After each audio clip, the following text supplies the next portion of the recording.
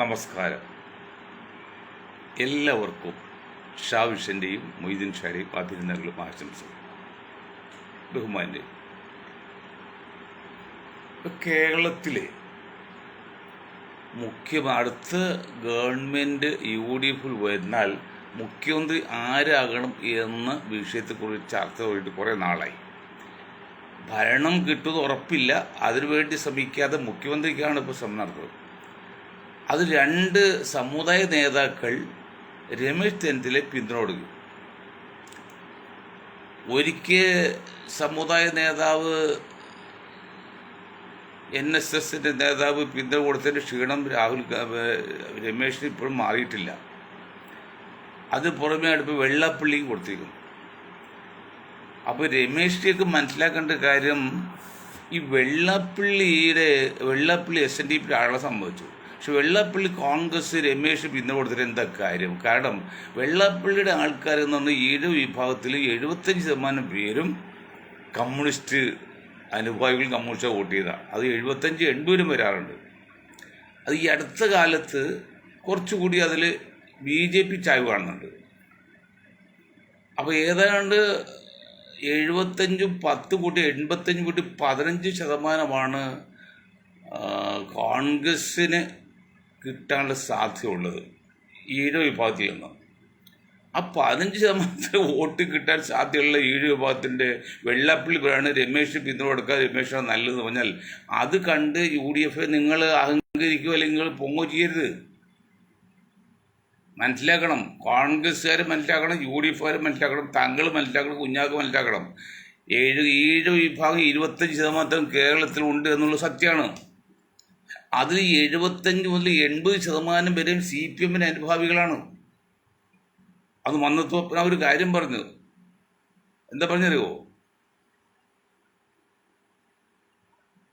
നശിച്ച കാക്കായും പിഴച്ച നായരും ജനിച്ച ചോനും കമ്മൂഷന് അനുഭവികളായിരിക്കുന്നു. എന്ന് വെച്ചാൽ ചോമാരിൽ ജനിച്ച ചോമെന്നാണ് പറഞ്ഞിരിക്കുന്നത്. അവിടെ മറ്റെല്ലാം പിഴച്ചെന്നും പിന്നെ നശിച്ച പറഞ്ഞുള്ളൂ. ചോൻ്റെ കാര്യം വന്നപ്പോൾ ജനിച്ച ചോനില്ല, അത് ജനിച്ച ചോന്മാരെല്ലാം തന്നെ കമ്മ്യൂണിസ്റ്റ് എന്നാണ് പറഞ്ഞത്. അത് അദ്ദേഹം പറഞ്ഞു, ഈ 3 പോയിലും ഒരു പരിധി ശരിയാണ്, സൈക്കോളജിക്കൽ ചിന്തിച്ചാൽ ശരിയാണ്. അപ്പം അങ്ങനെ 75% പേരെയും LDFന് വോട്ട് ചെയ്തും LDF അനുഭാവികളാണ് കേരളത്തിൽ. അത് ഈ അടുത്ത കാലത്ത് മുഖ്യമന്ത്രി പിണറായി ആയതിനു ശേഷം അത് 80% എത്തി. അതിന് പുറമെയാണ് ഇപ്പോൾ ഒരു ചെറിയൊരു ചായ്വ് BJPയിലേക്ക് കുറേ ആൾക്കാർ വന്നത്. അത് LDFിലെ അനുഭാവികളെ കുറേ ഉണ്ട്, കുറേ അല്ലാത്തവരും ഉണ്ട്. അപ്പോൾ ഏതാണ്ട് ഒരു 75-10-85% വോട്ട് BJPക്കും LDFനും പോയാൽ ബാക്കി 15% അല്ലേ പിണറായി രമേശ് സാധ്യതയുള്ളത്. ആ 15%ൻ്റെ കപ്പാസിറ്റി കണ്ടുകൊണ്ട് വെള്ളാപ്പള്ളി പറഞ്ഞിട്ട് നിങ്ങൾ തുള്ളിക്കഴിഞ്ഞാൽ അത് മണ്ടത്തിലാവും. അതൊരു പോയിന്റ്. മറ്റൊരു പോയിന്റ്, നമ്മുടെ സുകുമാരൻ നായർ തിരുവനന്തപുരത്ത് മുദ്രിക്കട്ട മൈതാനം വെച്ച് വർഷങ്ങൾക്ക് മുമ്പ് ഒരു കാര്യം പറഞ്ഞു. കീ പോയിന്റ്, താക്കോൽ സ്ഥാനം തിരുവിതാംകൂറിലെ ഒരു വെളുത്ത നായർക്ക് കൊടുത്തില്ലെങ്കിൽ, ഇപ്പൊ തിരുവനന്തപുരം അത് കറുത്ത നായരെ പോയി കൊടുത്തില്ലെങ്കിൽ അതിൻ്റെ ഭവിഷ്യത്ത് ഭയാനകമായിരിക്കും, അല്ല ഭൂരിപക്ഷ സമുദായം എതിരാകും എന്ന് പറഞ്ഞു. എന്തുവാകട്ടെ, ഉമ്മൻചാണ്ടി കൊടുത്തു. എന്നിട്ട് എന്തേ ഭരണം കിട്ടിയില്ല? ഏറ്റവും വലിയ കീ പോയിന്റ് ആണല്ലോ ആഭ്യന്തര വകുപ്പ് എന്ന് പറഞ്ഞത്. ഒരു സംസ്ഥാനത്തിന് മുഖ്യമന്ത്രിക്ക് പവർ കുറവാണ്, പേരുണ്ടെങ്കിൽ പവർ കുറവാണ്. പവറുള്ള ആഭ്യന്തര വകുപ്പ് തന്നെയാണ്.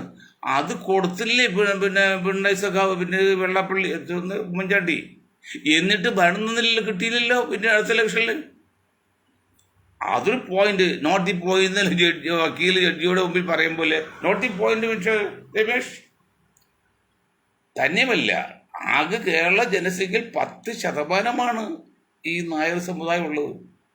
ഈ 10%-ൽ ഒരു 50% അനുഭാവികളും നായർ അനുഭാവികളും RSS അല്ലെങ്കിൽ സംഘപരിവാർ അല്ലെങ്കിൽ BJP അനുഭാവികളാണ്. അത് ഭരണം കിട്ടുന്നുണ്ടെങ്കിൽ അത് പിന്നെയും കൂടും. ഇപ്പോൾ ഭരണത്തിൽ അല്പം സാധ്യത കാണുന്നുണ്ട്. അല്ലെങ്കിൽ അത്ര ഉണ്ടായാലും 3-1 ഉണ്ടായുള്ളൂ. 3-1 കമ്മ്യൂണിസ്റ്റും 3-1 കോൺഗ്രസും 3-1 സംഘപരിവാർ അല്ലെങ്കിൽ BJP ആയിരുന്നു. ഇപ്പോൾ ഒരു 50%-ലും BJP ചായ പണിക്കാണ്. കാരണം ഭരണത്തിൽ ഏതാണ്ട് ഒരു ഇങ്ങനെ പുരോഗതികളുണ്ട്. അപ്പോൾ 50% പോയാൽ പിന്നെ എത്രയുണ്ട് രമേശ്? 50 മറ്റൊരു 50%. ഈ 50%ത്തിന് 2.5% 10%ൻ്റെ വരുന്നത്. 10%ൻ്റെ 50% എന്ന് പറഞ്ഞാൽ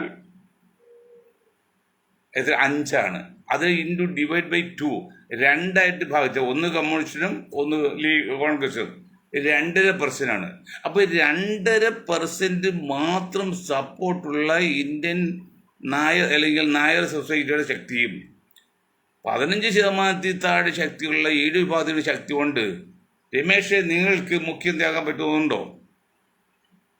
അവിടെയാണ് ബുദ്ധിമാനായ സതീശൻ ഒരു ചെറിയ നോട്ടിലിട്ട് അങ്ങനെ അവർ ഞങ്ങൾ നിരങ്ങൂലെന്ന്.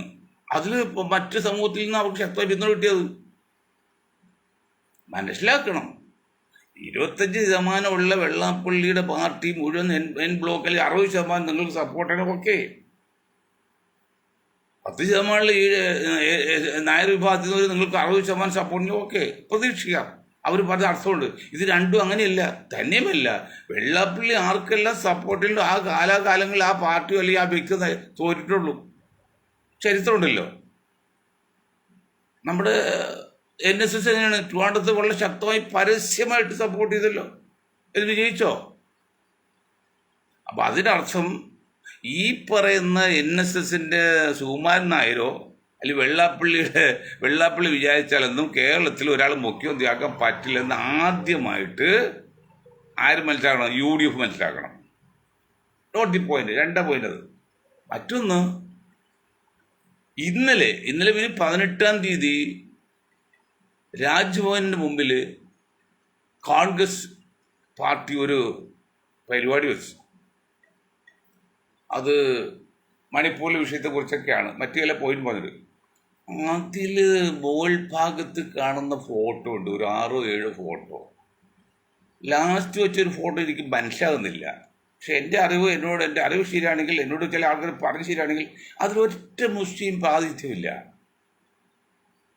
രമേശ്, നിങ്ങൾ മുഖ്യമന്ത്രിയാണ് ആഗ്രഹിക്കുന്ന ആളിൽ നിങ്ങൾ മനസ്സിലാക്കണം, 20% വരുന്ന 30 കോടികളും വരുന്ന മുസ്ലിങ്ങളുടെ എൻ ബ്ലോക്ക് സപ്പോർട്ട് കഴിഞ്ഞ കുറേ വർഷങ്ങളായിട്ട്, പ്രത്യേകിച്ച് കഴിഞ്ഞ BJP വന്നതിന് ശേഷം പ്രത്യേകിച്ചും കോൺഗ്രസിലാണ് വോട്ട് ചെയ്തുകൊണ്ടിരിക്കുന്നത്. അതേ കോൺഗ്രസ് വോട്ട് ചെയ്തിട്ടും 7 നേതാക്കളുടെ ഫോട്ടോ വയ്ക്കാൻ പറ്റിയിട്ട് നിങ്ങൾക്ക് ഒരു മുസ്ലിം പ്രാതിനിധ്യം നിങ്ങൾക്ക് കാണിക്കാൻ പറ്റിയില്ലല്ലോ. ഈ രാഹുലിനോടും പ്രിയങ്കയോടും ചോദിക്കുകയാണ്.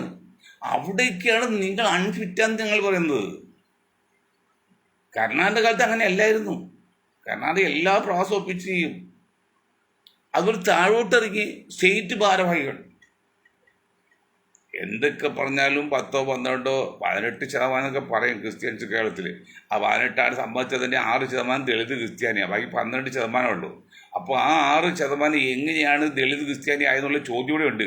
ആ 6%, 12% നിലവിലുള്ള ദളിതവും ചേർന്നാൽ 18%. അപ്പോഴും കേരളത്തിൽ ക്രിസ്ത്യൻ സമുദായത്തെക്കാൾ കൂടുതൽ ഇവിടെ ദളിതുകളുണ്ട്. അത് പിന്നെ തിരിച്ച് കൊണ്ടുപോയി 18 അവരാക്കി 12 ഇവരാക്കി. ഇതൊക്കെ ചരിത്ര പശ്ചാത്തലം. പക്ഷെ അങ്ങനെ വരുമ്പോൾ അതിൽ എന്തൊക്കെ പറഞ്ഞാലും കേരളത്തിൽ ക്രിസ്തീയ സമുദായം കോൺഗ്രസ്സായിട്ട് അഭേദ്യമായ ബന്ധമുള്ള, ഇപ്പോഴും അങ്ങനെ തന്നെ, വലിയ മാറ്റം വന്നിട്ടില്ല.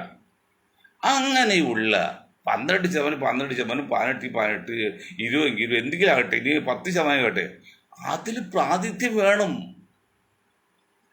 അത് മുസ്ലിം ലീഗ് അപ്പുറത്തുള്ളതുകൊണ്ട് കുറച്ച് മുസ്ലിം പ്രാതിനിധ്യം കുറഞ്ഞാൽ പരിഹരിക്കാം.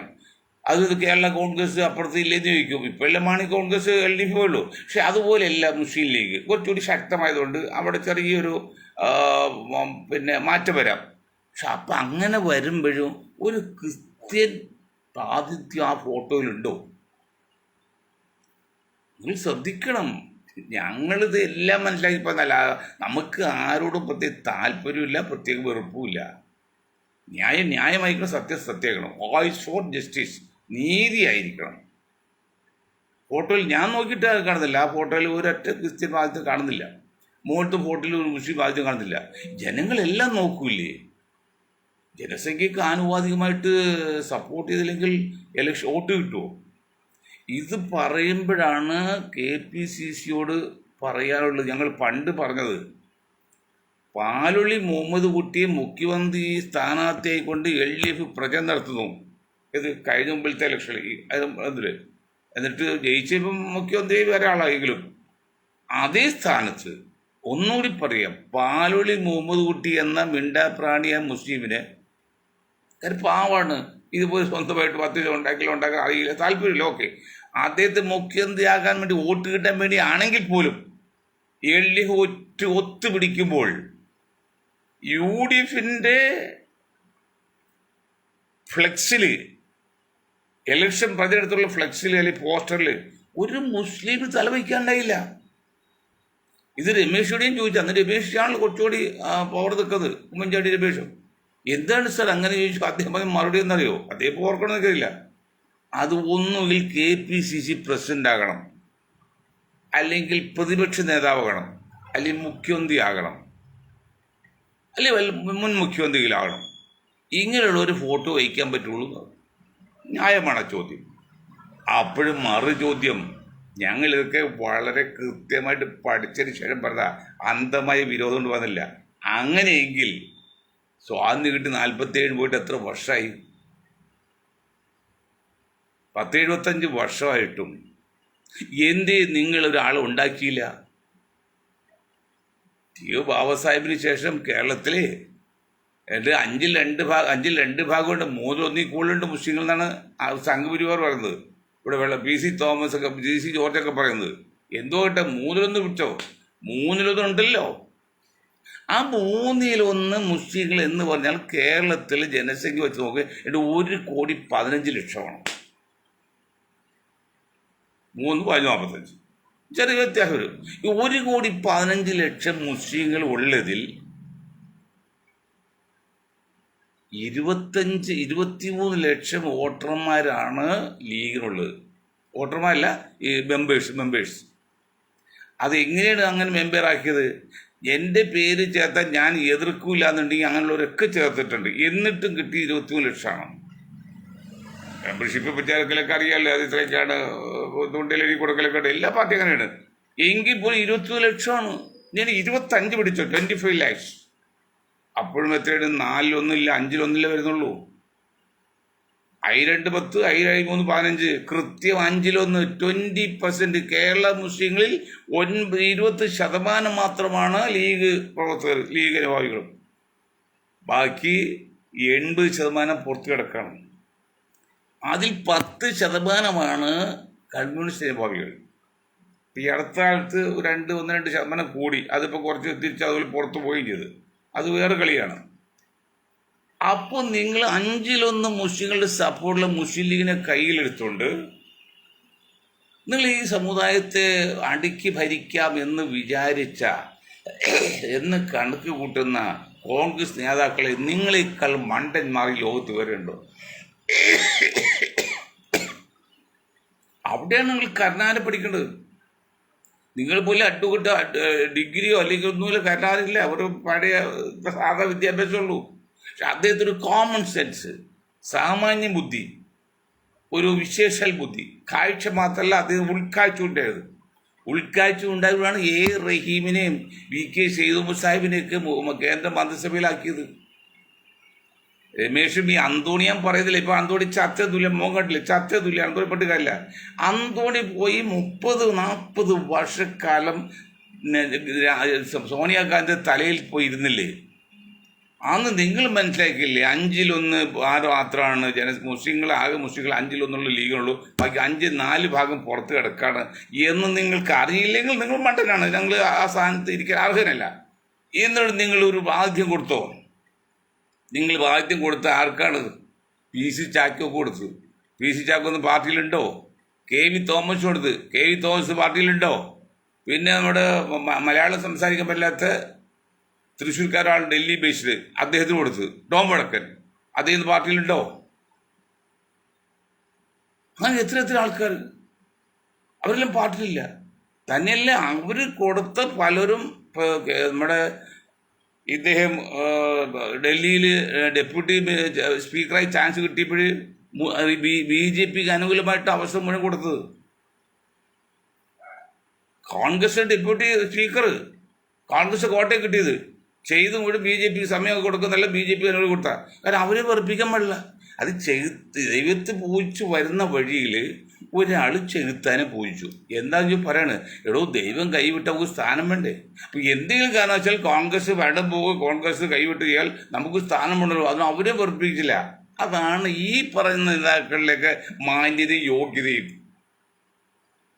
എന്നിട്ട് ഇപ്പോഴും പറയാണ് വെള്ളാപ്പള്ളിയുടെ കൈ പിടിച്ച്, പിന്നെ സുകുമാരൻ നായർ കാൽ പിടിച്ച് മുഖ്യമന്ത്രിയാകാൻ ശ്രമിക്കുകയാണ്. അവർ കാൽ പിടിക്കണം, എനിക്ക് കുഴപ്പമില്ല, എനിക്കെന്താ കുഴപ്പം? പക്ഷെ എല്ലാവർക്കും ഒരു വോട്ടുകളും മനസ്സിലാക്കണം. സുകുമാരൻ നായർക്ക് വെള്ളാപ്പള്ളിക്ക് 2 വോട്ട് 10 വോട്ടും ഇല്ല, 1 വോട്ടുള്ളൂ. ടോട്ടൽ ജനസംഖ്യക്ക് എല്ലാം ഓരോ വോട്ടുള്ളൂ. ഇതൊന്നും മനസ്സിലാക്കാതെയാണ് കോൺഗ്രസ് നേതാക്കൾ ഇപ്പോഴും കരുക്കൾ നീക്കം കളിക്കുന്നത്. ഈ വേറൊരു കാര്യം പറയാം. നിങ്ങൾ ഈ കോൺഗ്രസ് നേതാക്കളോട് പറയേണ്ട കാര്യം എന്നറിയോ? നിങ്ങൾ ശ്രദ്ധിച്ച് കേൾക്കണം. 2026 UDF ഭരണത്തിൽ ഇല്ലെങ്കിൽ എന്താണ് സംഭവിക്കാൻ പോകുന്നത്? കോൺഗ്രസ്സുകാർക്കൊന്നും ചൊക്കൂല. കാരണം അറിയോ, അവർ പൊടി തട്ടി അങ്ങോട്ട് ചെന്ന് ചേർന്ന് മന്ത്രിയാകാം, അത്രേ ഉള്ളൂ. 10-100 നേതാക്കളുണ്ട്. ആ 100 നേതാക്കൾക്ക് അവിടെ ചെന്ന് ഉൾക്കൊള്ളാനുള്ള അക്കോമഡേറ്റ് ചെയ്യാനുള്ള സൗകര്യമുണ്ട്. BJP ചെയ്യും. ഈ ലീഗ് ഉൾപ്പെടെ കാക്കവർഗമുണ്ട്, ലീഗ് ഉൾപ്പെടെ അവർക്കാണ് ഒന്നും പോകാൻ പറ്റില്ലാത്തത്. അതവർ നിൽക്കട്ടെ. ഞാൻ പറഞ്ഞ ബുദ്ധി ഇതാണ്. മേനക ജംഗ്ഷനിൽ ഒരു നാടോടി ഒരു ഏലസ് വിൽക്കാൻ ചില മന്ത്രമൊക്കെ ജപമൊക്കെ ചോദിച്ച് വിൽക്കാൻ നോക്കിയപ്പോൾ അയാളൊരു ബുദ്ധി ഉപയോഗിച്ചറിയോ? ഏലസിന് 5 രൂപ 1 രൂപ വിലയില്ല. ആ 1 രൂപ വിലയില്ലാത്ത ഏലസിന് 100 രൂപ വില ഇട്ട് കഴിഞ്ഞാൽ ആ കൂടിയിരിക്കുന്ന ആൾക്കാരുടെ മുമ്പിൽ കയ്യിൽ കാശിലേക്ക് അവരെങ്ങനെ വാങ്ങിക്കും? അതുകൊണ്ട് ഇയാളൊരു തന്ത്രം വെച്ചു. അത് ഏറ്റവും വലിയ സൈക്കോളജിയാണ്. ഞങ്ങളുടെ ഗ്രൂപ്പ് ഈ മനഃശാസ്ത്രമാണ് കൈയിട്ട് പന്താടുന്നത്. വീട്ടുകളെ ഓർത്ത് മനസ്സിലാക്കിയോ? ആ നാടോടി ഒരു ബുദ്ധി ഉപയോഗിച്ചു. ആ നാടോടി പറഞ്ഞ ഞാൻ അവിടെ നിൽക്കാനുള്ള സദസ്സിലുണ്ട്. ഇവിടെ ഞാൻ എല്ലാം സൂക്ഷ്മമായിട്ട് നിരീക്ഷിക്കുന്ന ആളെ സമയം അനുസരിച്ച്. അപ്പോൾ ഇയാൾ ഒരു ഭാഷ പറഞ്ഞെന്തറിയോ? എനിക്ക് നിങ്ങളുടെ പൈസ ഒന്നും വേണ്ട, നിങ്ങളുടെ കയ്യിലുള്ള പൈസ എടുത്ത് ആരെങ്കിലും എത്ര കാശെന്ന് അറിയാമല്ലോ. അപ്പോൾ എല്ലാവരും കാശെടുത്ത് കാണിച്ചു. കാരണം കാശ് കാണിച്ചാൽ അത് കൊടുക്കാൻ പറ്റില്ല, നിങ്ങളോട് വാങ്ങിക്കാൻ പറ്റില്ല. അപ്പോൾ അയാൾക്കൊരു കാര്യം മനസ്സിലായി. 20 രൂപയിൽ കൂടുതൽ ആണ് 20 അടുത്തുള്ളതാണ് അധികം പേരെ കയ്യിൽ. 100ഉം 50ഉം ഒക്കെ വള്ളക്കോച്ചേ ഉള്ളൂ. ആ വള്ളക്കോച്ചുകാർക്ക് കയ്യിൽ 20 ഉള്ളെങ്കിൽ നമ്മൾ 100 രൂപ വില പറഞ്ഞാൽ വാങ്ങിക്കാൻ പറ്റുമോ? കാരണം അവന് വാങ്ങിക്കാതെ പോകും. അപ്പം അയാൾ പറയുമോ, ഇതിൻ്റെ വില 100 രൂപയാണ്, പക്ഷെ ഞാനിപ്പോൾ എല്ലാവർക്കും 15 രൂപ തരാണ്. എന്തൊരു മനഃശാസ്ത്രം നോക്കി, എന്തൊരു അരിത്തമെറ്റിക്കാന്ന് നോക്കി, എന്തൊരു എക്കണോമിക്കാണെന്ന് നോക്കി. അപ്പോൾ എല്ലാവർക്കും പ്രതീക്ഷ കൊടുത്ത്. അതുപോലെയുള്ള ഒരു ബുദ്ധികൾ UDF കാണിക്കാൻ പറ്റുന്നില്ലേ? കാരണം 5 പേര് മുഖ്യമന്ത്രി 5 പേർക്കും അവസരം കിട്ടും, പ്രതീക്ഷ കൊടുക്കാം. അത് ജയിച്ച് ഭൂരിപക്ഷം കിട്ടിക്കഴിയുമ്പോൾ ആളാരാക്കും തീരുമാനിക്കാലോ. അതല്ലേ ബുദ്ധി, അതല്ലേ മനഃശാസ്ത്രം. ഇത് ഇപ്പോഴേ തീരുമാനിക്കുകയാണ് മുഖ്യമന്ത്രി. ഇന്നയാള് മതിയിൽ അതോട് തീർന്നല്ലോ, എനിക്കില്ലേ നിൽക്കില്ല. കഴിഞ്ഞ പ്രാവശ്യം ഈ 5 മുഖ്യമന്ത്രി കള്ളന്മാർ ഞാൻ പറയാം. കാരണം രാജ്യത്തെ സ്നേഹമില്ലാത്തതുകൊണ്ട് ആ കള്ളന്മാർ വിചാരിച്ചിട്ടാണ് 20 സീറ്റ് പോയത്. അല്ലെങ്കിൽ 60 സീറ്റ് 190 100 പോയിട്ട് 41 സീറ്റല്ല, ഒരു 60-65 സീറ്റ് കോൺഗ്രസ് കിട്ടുമായിരുന്നു. 20 സീറ്റ് പരസ്പരം കാലുവാരുന്നത്. അവൻ്റെ ഗ്രൂപ്പിൽ സീറ്റ് കുറക്കാൻ വേണ്ടി കാലുവാരി, അവരിങ്ങോട്ടും കാലുവാരി, പരസ്പരം കാലുവാരി, മണ്ടശിരോടി. അങ്ങനെ 20 സീറ്റിൽ കോൺഗ്രസ് തോറ്റുപോയത്. ഇപ്പോൾ രാഹുൽ ഗാന്ധി വന്ന് വയനാട്ടിൽ ലീഗിൻ്റെ കാലടിയിൽ നിന്ന് മത്സരിച്ച് ജയിച്ചു പോയപ്പോഴല്ലോ. അതിൽ വേറെ കഴിഞ്ഞ പോലത്തെ ഇലക്ഷനിൽ 50 സീറ്റ് 100 സീറ്റ് പോയതാണ് ഞങ്ങൾ പറയുന്നത്. 19 സീറ്റ് പോയി. അതിൽ ഇത്രയൊന്നും 50 സീറ്റൊന്നും പോയി, അതിൽ കൂടുതൽ അന്ന് കിട്ടിയിട്ടാണ്. അത് പക്ഷേ ഞാൻ ഇപ്പോൾ സംസാരിക്കുന്നത് ഇപ്പോൾ കേരളത്തിൻ്റെ കാര്യം പറയാം. എന്നിട്ട് ഇപ്പോഴും മനസ്സിലാകണം, ഇപ്പോൾ രമേശ് മുഖ്യമന്ത്രി നടക്കുകയാണ്, മുരളി മുഖ്യമന്ത്രി നടക്കുകയാണ്, പിന്നെന്താണ് നടക്കുകയാണ്, 6-7 മുഖ്യമന്ത്രി സ്ഥാനം നിൽക്കുകയാണ്. ആദ്യമായിട്ട് ചുമരടിയിൽ ചിത്രം വരയ്ക്കാൻ പറ്റുള്ള ഒരു സാമാന്യ തത്വം ഉണ്ടല്ലോ കോൺഗ്രസ് നേതാക്കളെ, UDF നേതാക്കളെ. അത് വെച്ച് നോക്കൂ. ആദ്യമായിട്ട് നിങ്ങൾ ഭൂരിപക്ഷം കിട്ടാൻ നോക്കൂ. ഒരു 75 സീറ്റ് എടുക്കാൻ നോക്കിയെങ്കിലും ആ 75 സീറ്റ് കിട്ടിയിട്ട് അത് ഈ ചെയ്യുമ്പോൾ ആരോട് തീരുമാനിക്കാം. ഇപ്പോഴും കല്ലിലടിച്ച് തകർക്കില്ലേ? അതാ ലക്ഷ്യം കാണുന്നത്. വേറൊരു കാര്യം ഇന്നാൾ ഒരു മഹാൻ പറഞ്ഞറിയോ, ഒരു ചാനൽ ചർച്ചയിൽ കെ മുരളീധരനെ KPC പ്രസിഡന്റ് ആക്കാം, രമേശിനെ മുഖ്യമന്ത്രിയാക്കാം, ഒരു VD സതീശൻ പ്രതിപക്ഷ നേതാവാണ്. അപ്പൊ ഈ 10% മാത്രമേ ഉള്ളൂ പാർട്ടിയിലെ കേരളത്തിൽ കോൺഗ്രസിൽ. ബാക്കി 30-25% ആൾക്ക് വേറെ കിടക്കല്ലേ. അതിൽ ഒരു കാര്യം വ്യക്തമായിട്ട് പറയാം, UDF പ്രത്യേകിച്ചും പറയാണ്, ഇനി പറയാൻ പറ്റിയിരിക്കില്ല. നിങ്ങൾ ഈ വിഭാഗത്തെ സപ്പോർട്ട് ചെയ്ത് തെറ്റുന്നതിൽ നല്ലതാണ്, പക്ഷെ അത് വോട്ടില്ല അവർക്ക്. അതുകൊണ്ടാണ് സീറ്റ് കുറച്ച് കൊടുക്കുന്നു, കുറച്ച് സീറ്റ് ജയിക്കുന്നു. പിന്നെ കിട്ടുന്ന ആകെ കൂടി ഈ കാക്കാമ്മയുടെ വോട്ടാണ് 10-40-35% ഉള്ളത്. അവർക്ക് നിങ്ങൾ പരിഗണന കൊടുക്കാതെ, ദേശീയ ലെവലിൽ 20% മുസ്ലിങ്ങൾക്ക് നിങ്ങൾ പരിഗണന കൊടുക്കാതെ നിങ്ങൾ എവിടെ നിന്ന് വോട്ട് കിട്ടുമെന്നാണ് വിചാരിക്കുന്നത്? മുസ്ലിങ്ങൾക്ക് പരിഗണന കൊടുക്കേണ്ട ഒരു കാര്യമില്ല, കൊടുക്കുന്നത് ഞങ്ങൾ വന്നത്. പക്ഷേ ഇലക്ഷൻ ജയിച്ചെടുക്കണം, ഒരാൾക്ക് ഒരു വോട്ടല്ലേ ഉള്ളൂ. അതുകൊണ്ടാണ് മുസ്ലിങ്ങളെ കൂടി പരിഗണിക്കുന്നത്. അല്ല നമുക്ക് മുസ്ലിം പ്രേമം ഉണ്ടായിട്ട് മുസ്ലിം സ്നേഹം ഉണ്ടായിട്ടല്ല, ആരോടും പ്രത്യേക സ്നേഹമില്ല. നമ്മൾ മനുഷ്യ എല്ലാവരും ഒരുപോലെ കാണുന്ന ആൾക്കാരാ. നീതി ലഭിക്കണം. ആ നീതി ലഭിക്കണം എന്ന് പറയുന്നിടത്താണ് മുസ്ലിങ്ങളുടെ കൂടി കാര്യം പറയുന്നത്. അതിൽ ഒരാൾക്ക് വോട്ടുള്ളൂ, അതുകൊണ്ടാണ് വോട്ട് കിട്ടാൻ വേണ്ടിയാണ് മുസ്ലിങ്ങളായിരുന്നു പറയുന്നത്. ഇത് 35% വരുന്ന കേരളത്തിലും 20% വരുന്ന ഓൾ ഇന്ത്യ ലെവലിലും വോട്ട് നിങ്ങൾക്ക് വേണം. പക്ഷേ അവർ നിങ്ങൾ അംഗീകരിക്ക് പരിഗണിക്കുന്നില്ല. ആ ഒരു അവസ്ഥ വന്നാൽ അപകടമാണ്. ഇത് തിരുത്താൻ സമയമില്ല. ഇത് എന്ത് പങ്കെടുപ്പോഴും ഈ 10% വരുന്ന നായർക്ക് മുഴുവൻ വേണോ? ചിലപ്പോൾ കേരള മന്ത്രിസ്ഥാനം, ഡെപ്യൂട്ടി സ്പീക്കറിൽ 11 സ്ഥാനം കൊടുത്തില്ലേ? ഈ പിണറായി കൊടുത്തില്ലേ? ഈടുവിന് എത്ര കൊടുത്ത്? മുസ്ലിങ്ങൾക്ക് എത്ര കൊടുത്ത്? ദളിതനോ ഒരൊറ്റ ആള്. സാധാരണഗതിയിൽ 20 മന്ത്രി ഉണ്ടെങ്കിൽ 20% അവർക്ക് ഉള്ള നിലക്ക് 2 മന്ത്രിസ്ഥാനം കൊടുക്കാം, കേരളത്തിൽ കൊടുക്കാം. അത് ഒരു ഗവൺമെൻറ് ഒരു മുന്നണിയും കൊടുക്കാറില്ല. കാരണം റിസർവേഷൻ മന്ത്രിസ്ഥാനത്തില്ല, MLA സ്ഥാനത്തിലുള്ളൂ. അതുകൊണ്ട് കൊടുക്കേണ്ട ആവശ്യമില്ല. ഞങ്ങൾ അതൊക്കെ ചർച്ച ചെയ്താണ്, വളരെ വിശദമായി ചർച്ച ചെയ്താണ്. പക്ഷെ റിസർവേഷൻ ഉള്ളത് മന്ത്രിസ്ഥാനത്തില്ല, MLA മാർക്കുള്ളൂ. അല്ല 2 മന്ത്രിസ്ഥാനം കൊടുക്കണ്ടില്ലേ? കൊടുക്കണ്ടോ? നിങ്ങൾ ഏതെങ്കിലും കാലത്ത് കൊടുത്തിട്ടുണ്ടോ? ഏതെങ്കിലും കാലത്ത് കേരളത്തിൽ 2 മന്ത്രിസ്ഥാനം ദളിതുകൾക്ക് കൊടുത്തിട്ടുണ്ടോ? ഏതെങ്കിലും കാലത്ത് ഏതെങ്കിലും ഗവൺമെന്റ് ഏതെങ്കിലും മുന്നണി? ഇല്ല. ഒരുവിധമൊക്കെ യോജിച്ചു പോണ്ടേ?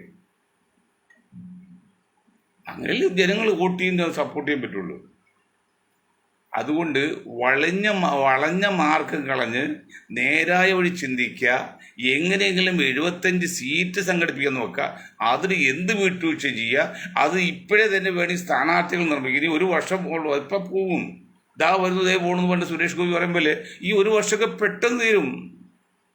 1 മാസം 4 ആഴ്ച, 50 ആഴ്ച കഴിഞ്ഞാൽ തീർന്ന്. അപ്പം ഇപ്പോഴേ തന്നെ നിങ്ങൾ എല്ലാം മാറ്റിവെച്ച് സ്ഥാനാർത്ഥി നിർണയം നടത്തി ആ മേഖലയിൽ സ്ഥാനാർത്ഥിയെ കൊച്ചു കൊടുക്കും. 1 വർഷം ഒരു ദീർഘമായ സമയമൊന്നുമല്ല. അതുകൊണ്ട് നിങ്ങൾ വയ്ക്കുക. അവൻ ആ സ്ഥാനാർത്ഥി ആ മണ്ഡലത്തിൽ വർക്ക് ചെയ്യട്ടെ.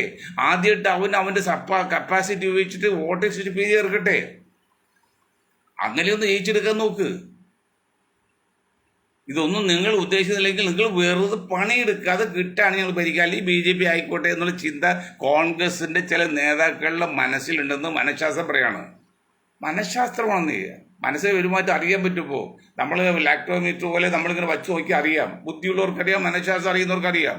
കോൺഗ്രസിലെ ചില നേതാക്കൾക്ക് പ്രത്യേകിച്ച് ചില സവർണ നേതാക്കൾ പറയുന്നവർക്ക് ഞങ്ങൾ കിട്ടുകയാണെങ്കിൽ ഓക്കെ, ഇല്ലെങ്കിൽ BJP വന്നോട്ടെ. ആ ഒരു ഇരട്ടത്താപ്പ് മാറ്റിവെച്ച് ഏകകണ്ഠമായി നിങ്ങളെല്ലാവരും ഒരുമിച്ച് നിന്ന് ഇപ്പോഴേ സ്ഥാനാർത്ഥി നിർണയം നടത്തിയിട്ട് 75 സീറ്റെങ്കിലും കിട്ടാൻ വഴി നോക്ക്. 75 സീറ്റ് കിട്ടിയാൽ എന്നിട്ട് നിങ്ങൾ ആയിൽ മുഖ്യമന്ത്രിയാകൂ. അതിനു മുമ്പായിട്ട് ഞങ്ങൾ വേറെ കാര്യം പറഞ്ഞു. ഈ ഒരു കള്ളന്മാർ ഒരു പ്രദേശത്ത് അക്കാൻ പോയാൽ ആ പ്രദേശത്ത് വേറെ കള്ളൻ വരില്ല. അങ്ങനെ അവർക്ക് പോലും ഒരു യോജിപ്പുണ്ട്, യൂണിയൻ ഉണ്ട്. ഇവിടുത്തെ മുഖ്യമന്ത്രി സ്ഥാനാർത്ഥികൾ 7 പേരുണ്ട്. 7 പേര് ആലോചിച്ചിട്ട് നിങ്ങൾ ഒരാൾ തീരുമാനിക്കുക. അതുപോലെ ഒരാൾ കിട്ടൂലോ. എന്താണ് സോളമൻ കുട്ടിയെ പങ്കിട്ട് പറഞ്ഞത്? തർക്കം മൂത്തുമ്പോൾ സോളമൻ സുലൈമാൻ നബി എന്ന് പറയും, സോളമൻ ചക്കെന്ന് പറയും. എന്നാൽ ശരി പങ്കിടാം, പകുതിയായി കൊടുക്കാന്ന് പറയും.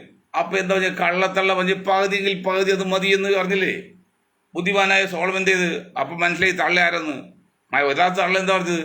എനിക്ക് പകുതി വേണ്ട, എൻ്റെ കുഞ്ഞെ ജീവനോട് കാണാലോ എന്ന് പറഞ്ഞു. അവർക്ക് അവകാശം വാങ്ങിച്ചു കൊടുത്തില്ലേ? ചരിത്രം ഉണ്ടല്ലോ. അത് കെട്ടുകഥയാണെങ്കിൽ എന്താണെങ്കിലും വല്ല ലോജിക്കില്ലേ, അല്ല യുക്തിയില്ലേ, അല്ല തന്ത്രമില്ലേ?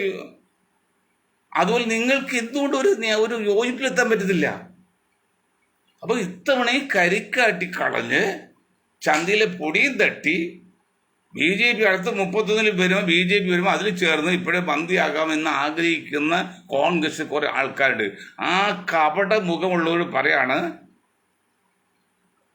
എന്താ പറയുന്നത്, സദസ്സിൽ നിന്ന് എഴുന്നേൽക്കാൻ വേണ്ടി തുപ്പുന്നവരെയും തുപ്പാൻ വേണ്ടി എഴുന്നേൽക്കുന്നവരെയും മനസ്സിലാകുമെന്ന് പ്രാസംഗികൻ പറഞ്ഞ പോലെ ചിലരുണ്ടോ എഴുന്നേൽക്കാൻ വേണ്ടി എന്ന് കാണിച്ചിട്ട് എഴുന്നേറ്റ് പോകും, തുപ്പാനില്ല. ചില തുപ്പാൻ വേണ്ടി പതുക്കെ ഒതുക്കായിട്ട് കാണിച്ചിട്ട് പോയി തുപ്പി തിരിച്ചു വരും.